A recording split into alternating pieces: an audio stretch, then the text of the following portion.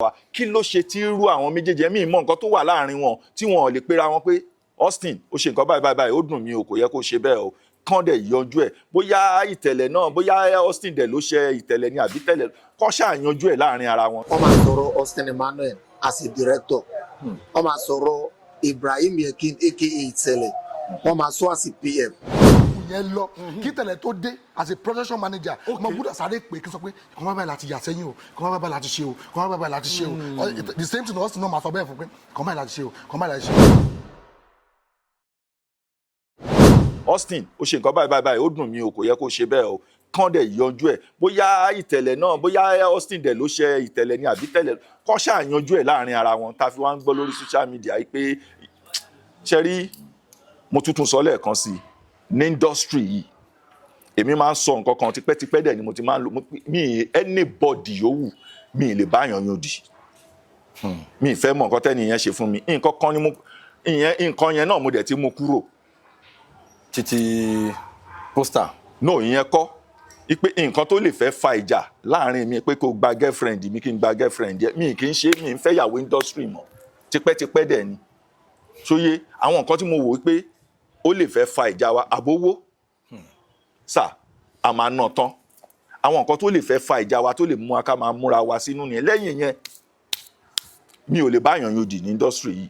so àwọn obìnrin ni mo mọ̀ wípé tán máa búra wọn tán máa ṣe kínní ṣe rí àwọn ọkùnrin à nídìí ẹ̀ níbi tí táwọn méjèèjì dẹ̀ bá ọjọ́ orí wọn dé tán báṣẹ́ yìí dé pẹ̀lú ibi tọ́lọ̀ ṣe rí mo fẹ́ lè sọ pé ògo ló ń dààmú wọn. bíi ti báwo. ògo ló ń dààmú wọn because tí ò bá ń ṣe pé ògo ló ń dààmú wọn ibi tọ́lọ̀ ń kẹ́ wọn dé Ọlọ́run kẹ́ wọn ni ẹ máa wọ àwọn tó ti wà ní industry kan tó bí wọn tán ọ̀dẹ̀ rí ògo lò rárá mi fi yọ̀ wọ́n rárá tí wọ́n rí ògo lò kò dẹ̀ ń ṣe pé bóyá wọn ò mọ̀ ṣe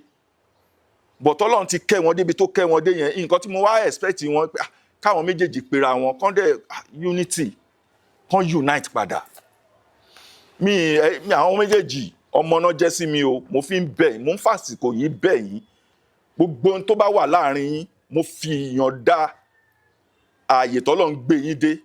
mo fi ìyọ́nú Ọlọ́run mo fi bẹ̀ yín mo fa àwọn tẹ́ tara wọn jáde mo fi bẹ̀ yín ẹ jọ̀ọ́ nítorí Ọlọ́run ẹ settle mo bẹ̀ yín ni o ẹ̀yin méjèèjì bóyá èmi náà ṣe ẹ̀yin bóyá mi ṣe ẹ̀yin àwọn kan máa ń pè bí wọ́n máa ní kà best ìtẹ̀lẹ̀ àwọn bẹ́ẹ̀ ṣe jọ close sí tẹ́lẹ̀ kí ló dé tí tẹ̀lẹ̀ ò kí ń lò yín sí fíìmù mi mọ̀ bóyá mo ṣẹ̀ I don't know tó bá jẹ́ pé mo ṣẹ̀ kó dáríjì mi Austin Emmanuel nígbà kan mo máa ń wà nù fíìmù ẹ̀ dáadáa gbogbo alamọ èmi àti ẹ̀ máa ń sọ̀rọ̀ ó máa ń ní ẹ̀gbọ́n mi ṣé mo tẹ́jú yín mọ́lẹ̀ rí ó tẹ́jú mi mọ́lẹ̀ rí but ó kì í pè mí síṣẹ́ so tó bá dẹ̀ jẹ́ pé bóyá ó lẹ́ṣẹ̀ kan àbí méjì tí mo ṣẹ̀ yín ẹ dáríjì mi so ẹ à lè rìn kórí má mì anybody tó bá ti ṣẹra wọn ní industry wa yìí ẹ jẹ́ ká dáríjìra wa a sì máa pàdé lórí set ókè ṣé tẹ bá wá pàdé lórí set ẹ ní ṣiṣẹ́ oníṣẹ́ ẹ ṣe. mo mọ̀ pé ẹ̀yin àti Austin Emmanuel àti ìtẹ̀lẹ̀ I know you guys are very very close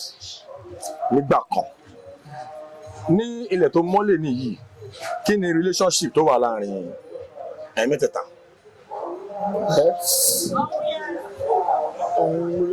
relationship tó wà láàrin wa náà kò fìgbà kan bàjẹ́ okay. but ìtẹ́lọ́rùn àtàyò ọkàn ní kéèyàn kàn ní ìtẹ́lọ́rùn àtàyò ọkàn ní kéèyàn ní okay. because gbogbo àyíkáyè tó ní kálukú bá wà kọ́kọ́ dúpẹ́ fọ́lọ́run tọ́lọ́run ọba ti fi wá tọrọ jẹ lábẹ́ ara wa because tí àwọn èèyàn bá fẹ́ sọ̀rọ̀ àwa mẹ́tẹ̀ẹ̀ta wọ́n máa sọ̀rọ̀ Austin Emmanuel as a director wọ́n máa sọ̀rọ̀ Ibrahim Yekin aka ìtẹ̀lẹ̀ wọ́n máa sọ as a PM wọ́n máa sọ Saheed Ayinla Lawal as a coordinator. as a coordinator. bá a ṣe ń ṣe nìyẹn. mẹ́tẹ̀ẹ̀ta ń ṣiṣẹ́ wọnú ara wọn ni. bá a ṣe jọ ń ṣiṣẹ́ nìyẹn. èmi náà dẹ̀ mọ̀ pé láwọn táìmù kan àjọ ṣàwọn iṣẹ́ kan papọ̀. bẹ́ẹ̀ni. láàrin ẹ̀yin ìtẹ̀lẹ̀ Austin Emmanuel àti gbogbo àwa tó kù ìfẹ́ wà ìrẹ́pọ̀ wà tí mo mọ̀ pé tí Austin bá ń produce ìtẹ̀lẹ̀ máa ṣe PM ẹ̀yin máa wá act. Yes, coordinator and coordinator. Then àwọn kankan wá ṣẹlẹ̀, a lot of things have happened and a lot of people ti sọ oríṣiríṣi ọ̀rọ̀ nípa ìjà tó wà láàrin Austin Emmanuel àti ìtẹ̀lẹ̀ kí lẹ rí sọ sí àti pé ipa wo gangan lẹ́yìn kó láti fi rí wípé ìjà yẹn ó dohun ìgbàgbé.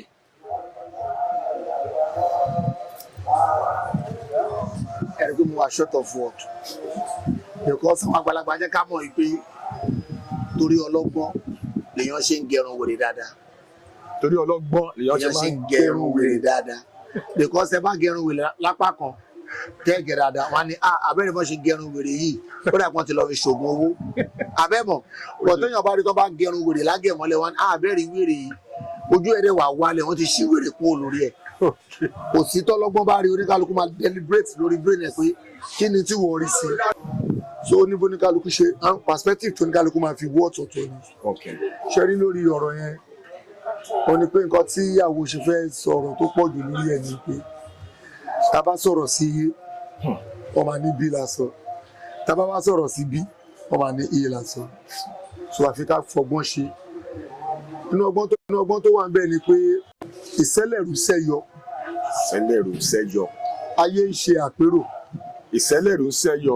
ayé ń ṣe àpérò. ta ni o mọ̀ pé tó lókun bá dé kò sẹ́ni tí ò ní gbé lọ. ta ni o mọ̀ pé tó lókun bá dé kò sẹ́ni tí ò ní gbé lọ. kò sẹ́ni tí kò ní gbé lọ. ní ìmọ̀ bóyá ó yé yín dáadáa. kò yé mi rárá mi gbọ́wé yẹn rí kí n má parọ́ fún yín.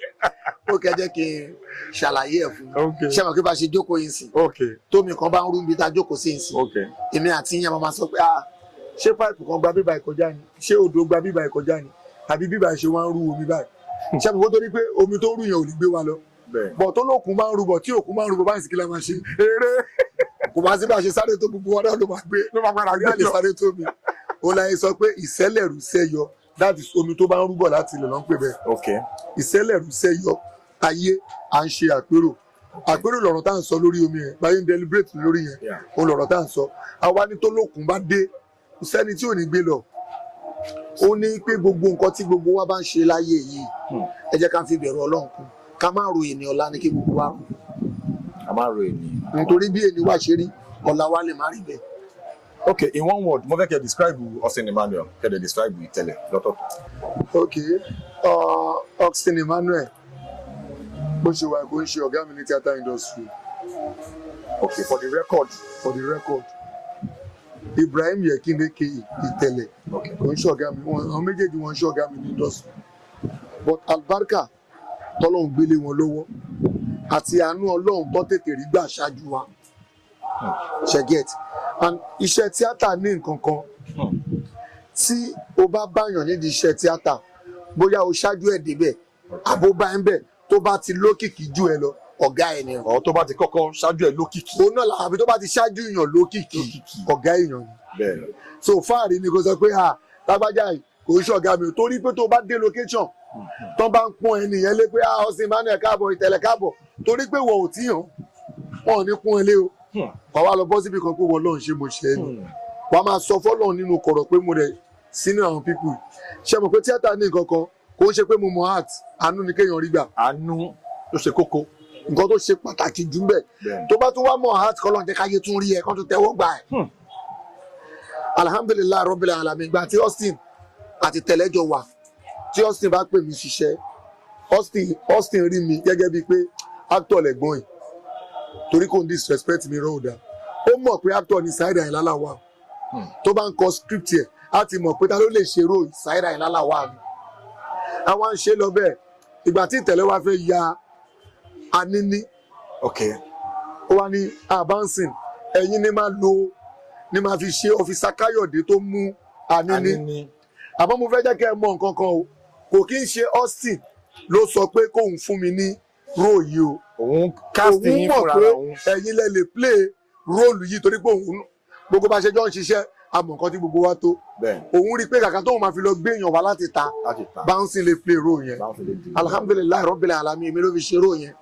bàtà àwọn àti Bukky Wright tí gbogbo àwọn Kevin ìbàdàn àwọn Kevin Kedubagan àti Sumora ṣe pé iṣẹ́ ilé la ṣe ń ṣe ó dẹ̀ fi mí ṣe role officer Káyọ̀dé yẹn èmi ni mo mú àti Bukky Wright torí àti Bukky ló ṣe ìyàwó ẹ̀ nínú Anini èmi lọ fi Káyọ̀dé tó mú àwọn méjèèjì gẹ́gẹ́ bí story yẹn ṣe sọ fún wa pé gbàtà nínú wà láyé pé ọfíìsà Káyọ̀dé kan ló mu ṣe mọ̀ pé róò kan ló gbélé mi lórí yẹn very big role. róò yẹn láyé fi kọ́kọ́ recognize pé bọ̀bọ̀ kan wà òun ṣe fíìmù Saheed Àyìnlá Lawal ṣe tí mo sọ yẹn but torí ìfẹ́ àti pé Austin ló ń produce jù nígbà yẹn tí gbogbo wa ṣe believe pé tá a bá lọ sọ́dọ̀ tẹ́lẹ̀ tá a bá lọ rí ṣẹ́ṣẹ́ ẹ má ṣì mí gbọ́ o tá a bá lọ sọ́dọ̀ tẹ́lẹ̀ but gbogbo wa rí tẹ́lẹ̀ pé òye yé gan ṣe pé Yorùbá ni ohun tí mo sọ yẹn òye wọ́n ní ọmọ Yorùbá ìtẹ̀lẹ́ ní ká dọ̀bálẹ̀ farara kò ní kéèyàn má ga gbogbo time tó ń ṣe PM pẹ̀lú Austin yẹn ìtẹríba ló fi wọlé sí gbogbo àwọn àgbà òṣèré tán lórúkọ lára ọmọ yìí ó lápọ̀nlé yàn ọmọ yìí ó lápọ̀nlé yàn so gbogbo ìgbà yẹn wọ́n máa rí Austin bí ẹni pé ìgbéraga ó pọ̀ kò dẹ̀ sí tó bí kọjá pé ṣe iṣẹ́ tíátà wa tá à ń ṣe tó o bá ti wo ọwọ́ èèyàn kó tó jẹ́yàn tó ń produce time to time wàá believe lórí ara ẹ pé tẹ́ ẹ bá pè mí producer ni mí náà kò dẹ̀ ń ṣe Austin dẹ̀ máa jẹ́ ká mọ̀ pé kò kí ń ṣe fíìmù èèyàn kankan lòun fi blow fíìmù ọwọ́ òun tóun kọ pẹ̀lú Austin Emmanuel lòun fi jẹ́yàn láyé ṣe mọ̀ pé ìran tó kéèyàn fẹ́ wọ́ òun ò hold anybody ní anything òun ò hold anybody because bí òótọ́ ta bá dẹ̀ wò ń gbà yẹn kọ́lọ́run ọlọ́jọ́ ẹni kó tún bá wa gbà fún ju bó ṣe ń gbà fún lọ́sìn tí fíìmù Austin bá jáde ń gbà yẹn mi ì fẹ́ mọ fíìmù tó bá jáde ó máa forí sọ́pọ̀n wọn lè bá wọn mọ nígbà yẹn wọn ń bá ó dúdú bàrẹ́tà lọ Ọlọ́run wọn máa ń pẹ́ bẹ́ẹ̀ lẹ́yìn wọn ń gbàbẹ̀ rárá ẹ ti get so nígbà yẹn Ọlọ́run fa àlùbáríkà yẹn sínú iṣẹ́ but nígbà míì tọ́lọ́run bá fa àlùbáríkà sínú iṣẹ́ yàn kéèyàn tẹ̀lé ayé ìjẹ́jẹ́ wọn làwọn ọ̀rọ̀ kan tó ṣẹlẹ̀ kò sí ohun tó léwu tó lè dé bá Austin orú àwàyé àlefẹnu bàjẹ́ kan láéláé àìsúnmọ́ ni láìmọ̀ṣe ẹni ẹlòmíì tí ó bá súnmọ́ Austin á ló ní ìgbéraga gan alòpọ̀ tó bá súnmọ́ ń gbà míì wọn dẹ̀ lẹni tó sọ pé ó ní ìgbéraga ikú aláì kò ní bọ́tọ́lá pé àìsúnmọ́ kò ní jẹ́ ká mọ̀ ṣé ìbínú gbọ́dọ̀ mi pọ̀ bẹ́ẹ̀ ẹ bá jẹ́ kí n sọ lórí the high gun ṣẹ́rí ìtẹ̀lẹ́jẹ̀dá kan ó jẹ́ pé ó ní ìtẹ́lọ́rùn láwọn aspect kan nígbà tọ́lọ́run ṣàánú Austin Emmanuel gan ṣé mọ̀ èyí ò lè ṣe ká má jà Austin ó lè ti ṣe àìmọye nǹkan fún tó ti dùn wọn bọ̀ torí pé òun náà believe fún gbà yẹn wípé tóun bá jáde tó tóun bá misbehave ó ṣe é ṣe kó affect kárí àwọn gbà yẹn torí pé everybody mọ̀ pé iná Austin tàn so Austin náà believe pé lẹ́yìn kẹ́ jẹ́nu àlùbáríkà mi ì tí ì lè jẹ́nu àlùbáríkà tí gbogbo wa dẹ́gbà bẹ́ẹ̀. bẹ́ẹ̀ni. so but ẹni tó mọ̀ pé òun wùwà gbéraga ńjọ́ yẹn mọ̀ but ẹni tó wùwà gbéraga yẹn nígbà tá a máa padà gbọ́ ó ní n tó bí ọ̀rọ̀ gbéraga ni pé kí là ń bára wa fà torí ẹ̀ nígbà míì àwa tá à ń ṣe fíìmù àfi ká fi òye kún gbogbo tá a bá ń ṣe o nínú òye tó wà ń bẹ̀ ni pé ó ní kí là ń bára wa fà tá a fẹ́ mú aṣọ ara wa lọlé ológun pé òun débì kíní òun débì kejì òun débì kẹta wọ́n ní lágbájá ìmú aṣọ òun lọ sí pé kóun má jẹ èèyàn mọ́ láyé tábà wà wò ó jọ gàtè kò jọ gàtè ó ń fẹsẹ̀ méjèèjì so nínú ọ̀rọ̀ yẹn náà gbogbo táìmù yẹn àlùbáríkà yẹn ti wálẹ̀ pé kí làwọn bára àwọn fà tó fi ní pé tá a máa ṣọ lọ́ọ̀dí ògùn tá a fàṣọ ṣe kinní kan láyé mi nígbà tíyà tó bí mi lọ́ba bá mi sọ mi nígbà àwa jẹ́ kó yé wọn gbà yẹn pé kò sí bó ṣe wù kó jẹ́ ẹni tọ́lọ́hun ò bá pa ẹ̀dá kan ò lè pa tó bá ṣe pé bẹ́ẹ̀ náà ló bá rí kò sí tí ó láforíjì nù tí ó bá àwọn òde tó lè sọ pé ó rí bẹ́ẹ̀ torí pé kò sẹ́ni tó rẹ́ evidence mùsùlùmí gbàwẹ̀ ó lóun ò dá tọ́mì tala fẹ́ pé kò ṣẹlẹ́rìí ọ̀nà fún abẹ́mọ̀ ni mùsùlùmí lòun gbà àwẹ̀ ó wá lóun ò dá itọ́mì tala fẹ́ pé kò ṣẹlẹ́rìí àfọlọ́hun tẹ́ bá ló mú lọ tí ò bá mú lọ ńkọ́ tábà wá sọ pé kò mú lọ tó bá mú lọ ńkọ́ àárín yẹn Ọlọ́run nìkan lórí ohun tó bí tí ọ̀rọ̀ yẹn fi dìda yìí nìyẹn pé mi ní foríjì lágbájá náà wá wò pé ibi mo bá dé yìí àgùntàn ò jẹ lábẹ́ Gẹ̀ẹ́sì o iṣẹ́ ọwọ́ mi tó mi jẹ o akọ̀pẹ́ Ògbómọ̀ṣọ́ mákọ̀ tìbàdàn mákọ̀ tó Ògbómọ̀ṣọ́ mọ́ n tí ọ̀rọ̀ yẹn fi gbogbo táìmù yẹn àwa náà a sì wà nínú pé bọ̀bọ̀ tó ń bọ̀ yìí láàrin àwọn méjèèjì ni o bọ̀bọ̀ tó ń bọ̀ yìí ó dàbí pé ó máa ń ṣe fíìmù ẹ ti jẹ ṣe ni pé àlùbáríkà tí wàá yọ òun tí ì yọ bọ̀bọ̀ tó ń bọ̀ yìí ó dàbí pé kò ń ṣe pé ó ń ṣe o ó sì ń dàbí ni o but láàrin gbogbo yẹn náà alhamdulilayi àárín àwọn méjèèjì wọ́n sọ àwa yìí náà di gbogbo artist mo mọ̀ tí mo fi ń ṣe fáàrí lẹ́ni wàláì kò sábò sí bẹ́ẹ̀ mo bẹ̀rẹ̀ látọ̀dọ̀ ọ̀sìn ni mo fi súnmọ́ ìtẹ̀lẹ̀ dáadáa àmọ́ àlùbáríkà àwọn méjèèjì tí ń bá ní fàbòsí kun ni mo fi mọ ọ̀pọ̀lọpọ̀ èèyàn tó bá pé pa èmi bá wà ń bí ló lè wàláì ní location mórí àtọ́lágbé èmi àtọ́dún ti kọ́kọ́ mọ́ra wa nígbà pé sáìdì yẹn dà mo ti súnmọ́ ọ̀pọ̀lọpọ̀ ẹlòmíì náà so tó bá dà pé lọ́dọ̀ ọ̀sìn ni ìgbà tá à ń yọ̀gá ńlá ọ̀sìn fi mí ṣe igbákejì Pàṣọ ìgbà tá à ń ya Àsonto ó fi mí ṣe ọmọlẹ́yìn Òṣùpá ṣe fẹ́ ní kò gbìyànjú tó ni kò dẹ̀ sí sítórì tó máa kọ tóun náà ní gbélé mi lórí kò sí sítórì tí tẹ́lẹ̀ máa kọ ṣe wá rí i pé ó tó kí n fi ọgbọ́n sí i èmi kàn bẹ Ọlọ́run oore tọ́lọ́run ti ṣe fáwọn méjèèjì àti tó tún ṣe fún wọn lọ́wọ́lọ́wọ́ yìí Ọlọ́run ò ní gbẹ̀mí wọn lójijì. Àmín àṣẹ àmín àṣẹ. gbogbo ohun tó tara wọn jáde lọ́mọ wọn ò ní fọwọ́ ara wọn sí wọn. Àmín àmọ́ kọjọ bẹ́ẹ̀ ni ṣe rí lẹ́ẹ̀kan sí ọ̀la tún lè má rí bẹ́ẹ̀ wọ́n ṣe pẹ̀lẹ́ torí ẹni táyé bá ń yẹ kó ṣọ́ra ẹni tí kókó ẹ̀ bá yè ló mọ̀ lọ. ẹni tí kókó ẹ̀ bá yè ló mọ̀ lọ. ló mọ̀ lọ. kì í ṣe pé ohun tó mi bá mọ́ ló kì í ṣe pé bóyá òun ló mọ̀ gbìn. Ọlọ́run ló ní kí kókó ẹ̀ kó yè gbogbo wájọ lọ bákan náà ni bọ̀ tí ẹ wá yè ju tiwa lọ. òun ló mọ̀ lọ. wọ́n mọ̀ lọ so wọ́n yọ ọmọ Ọlọ́run tó wá kún wọn lọ́wọ́. tí ọ̀nà sáà di gbìyànjú làgbẹ́ni Ọlọ́run ló máa ní kí ṣúta bọ́jẹ́ ń ṣe fíìmù làwọn náà ṣe ń ṣe but tó bá comes to acting tán bá dúró báyìí wọ́n mọ̀ pé Saheed Àyìnlá làwọn product ni o torẹ́bùn tọ́lọ́run fún àwa àti culture àti modern tàbá pàdé wọ́n pàdé ọkùnrin ni o ọkùnrin tó ṣe sàn tó gáláǹtì ni ó gáláǹtì ó pọ̀ Ọlọ́run. Saheed Èṣù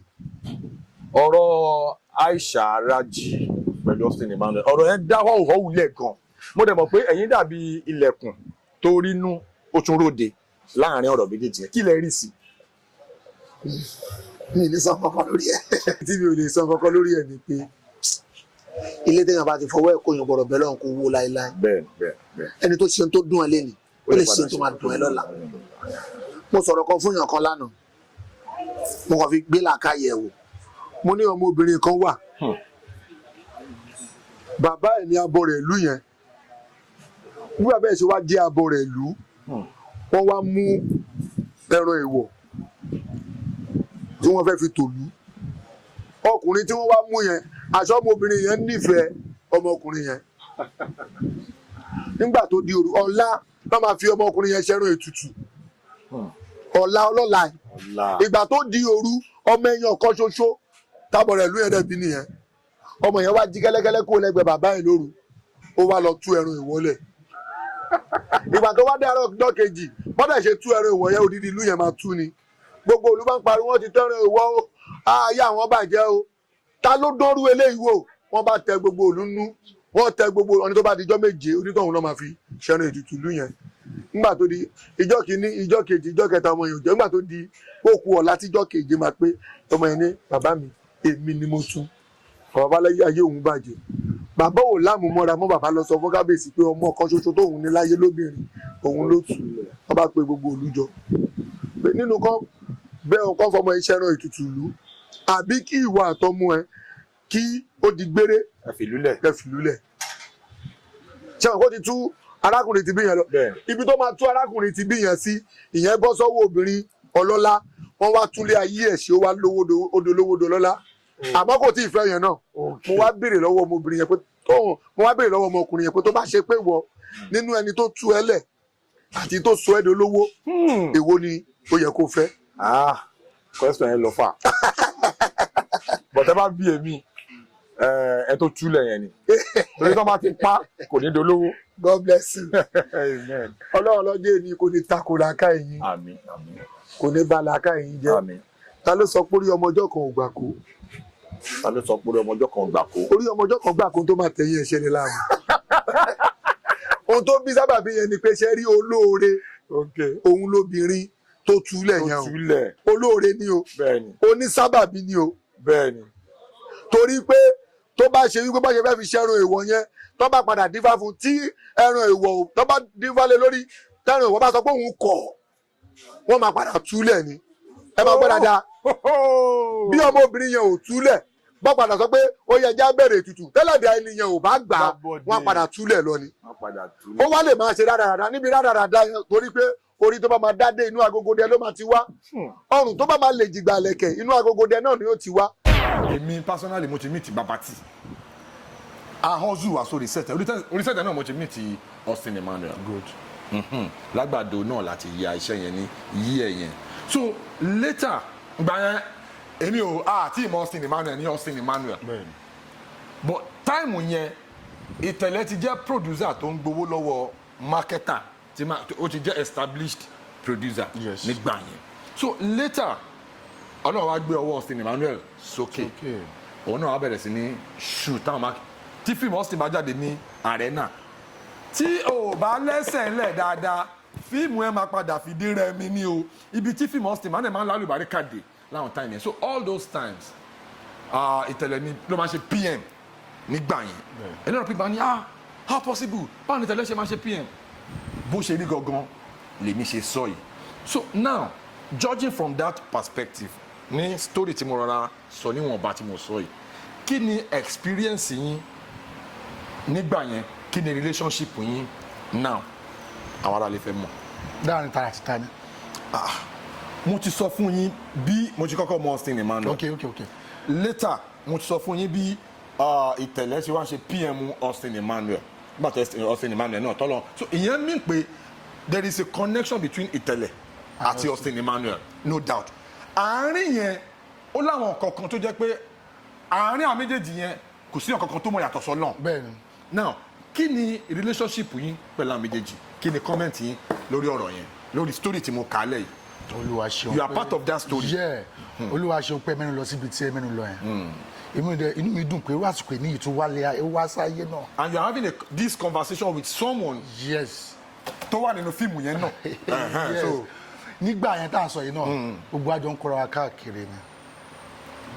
although Austin àti Ìtẹ̀lẹ̀ wọn close. very very close. wọn close. èmi àti Austin close ju Ìtẹ̀lẹ̀ lọ. okay. yeah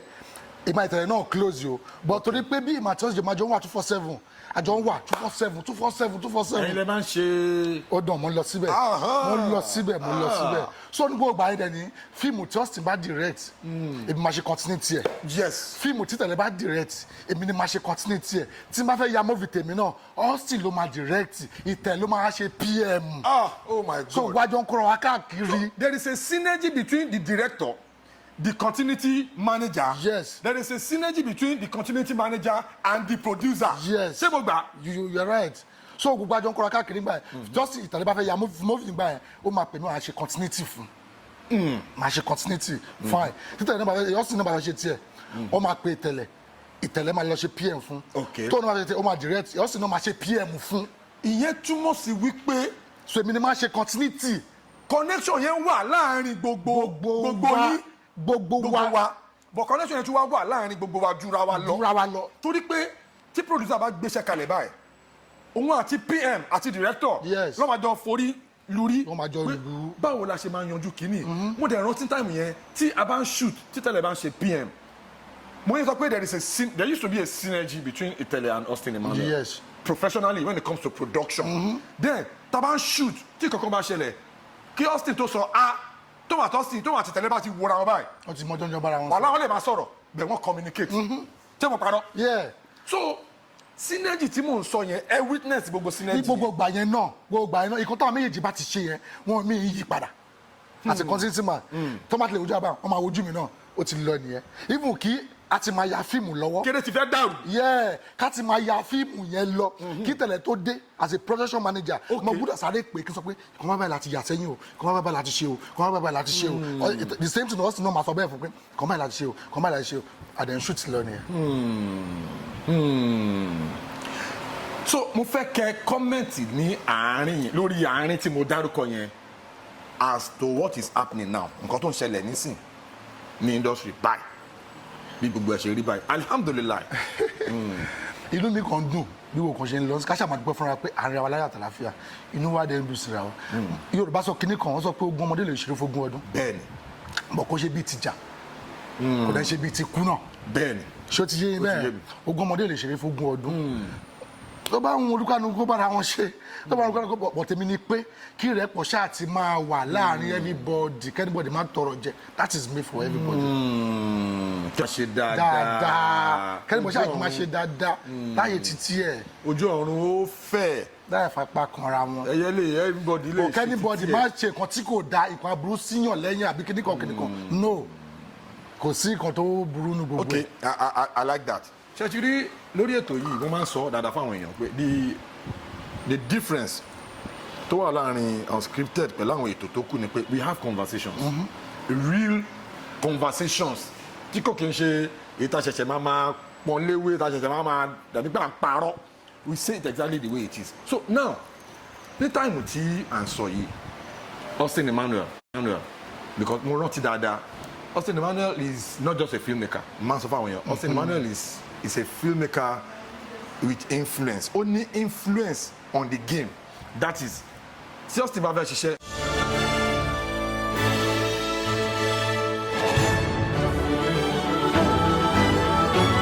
TerraCube Unwrap Joy, Unleash Taste.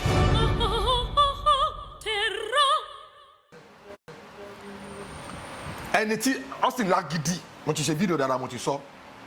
kò síbi ẹlẹ́dàá ìwà nbí ó dẹ̀ máa rí fídíò yìí Austin lágídí ó lágídí in the sense pé tí Austin bá ní script tí mo kọ yìí ẹni báyìí ló máa ṣe character yìí kó jẹ́ pé ẹ̀yin fẹ́ executive producer tẹ́ fẹ́ gbówó lẹ̀ bóyá marketer tó fẹ́ gbówó lẹ̀ tọ́sí bá ẹni yìí ló máa ṣe character yìí kẹla rí mọ́lẹ̀ ẹ̀yin lẹ́nu owó tẹ́ fẹ́ fi gbàgbó ní ẹni ló máa ṣe ẹni ló máa ṣe ẹni ló máa ṣe. that is Austin is always on the lookout for his friends ó máa ń fẹ́ jẹ́ kí àwọn tó wà around ẹ̀ kan ṣe dáadáa. nǹkan tí mo rí láàrin yẹn nígbà yẹn ni pé kò fẹ́ kó jẹ́ pé òun nìkan ṣoṣo. Austin ò ní fẹ́ kó jẹ́ pé òun nìkan ṣoṣo. ó fẹ́ kí tíìmù ẹ̀ máa lọ kán rí lágbájá kí àsìnà débì kan sìn wọ́n ti bá wọn ya picture bíi 20 kán bá wọn náà ya picture bíi 10 kán bẹ́lẹ̀ náà ya picture bíi kìnnìkan kó máa fẹ́ kí everybody kájọ máa bẹ́ẹ̀ mi ṣe kájọ máa grow ó ti yé even ìgbà kan tó má pè fúnṣẹ́ ó máa bèrè pé ta ló fẹ́ ṣe ọ̀rẹ́ òun ọmọ alágbájá ní jacuzzi ẹ̀yẹ kí jacuzzi wá ṣe iṣẹ́ ìta ó ti ṣe dáadáa fún mi ani ta ló fẹ́ ṣọ̀rọ̀ ani kiri ìrọ̀ jacuzzi lè ṣe. èmi àti jacuzzi ní chemistry ó máa yí sí gan láti. ó ní ẹ jẹ́ kí jacuzzi wá ṣe ìròyìn ṣé ọ̀rọ̀ owó àbí mo máa bá a sọ̀rọ̀. yìtẹ̀ bá ní ẹ máa wọrí máa bá a sọ̀rọ̀ mẹ́wàá ó lè jẹ́ pé ẹgbẹ́ ni mo jókòó sí gbogbo àti fi sọ̀rọ̀ ẹ. oh my god. ó lè jẹ́ pé ẹgbẹ́ ni mo máa jókòó sí. because àjọ wà 247 ló jẹ́ ẹgbẹ́ ni mo máa jókòó sí. tó máa fi máa sọ̀rọ̀ tí ó ń sọ ẹ so kò wá bó ṣe wà kò sí nǹkan tó lè ṣe fún tí máa fi bínú up to date. shout out to Austin Emmanuel. kò sí nǹkan tó máa ń ṣe fún mi ó wá lè bí mi ní o mo lè ṣe búburú ká má tà sí àwọn tí àtúpadà kò ṣe pé ààrẹ máa jà because mo máa ń rí gbogbo àwọn kìnìyàn gbà yẹn pé sacrifice ni ọ̀rẹ́ mi ó ń ṣe fún mi so kò wá sí nǹkan tó lè ṣe fún mi tó máa ń ó lè ṣe tó dùn mí o kò sẹ́ni tó kì í ṣe yàn ó lè ṣe kan sí ibi tó ti yẹ wàá bí nílẹ̀ wàá ṣe gba ẹtú máa jọ ṣe pa lẹ́sẹ̀kẹsẹ̀ náà because wàá máa ro kíní ẹ̀ pé ìgbà tí kò máa ti gbé ènìyàn máa ti gbé mi dáadáa ènìyàn máa ti gbà mí dáadáa ènìyàn máa ti ṣe oríṣiríṣi fún mi dáadáa so that is it. Please subscribe to my YouTube channel and press the notification button.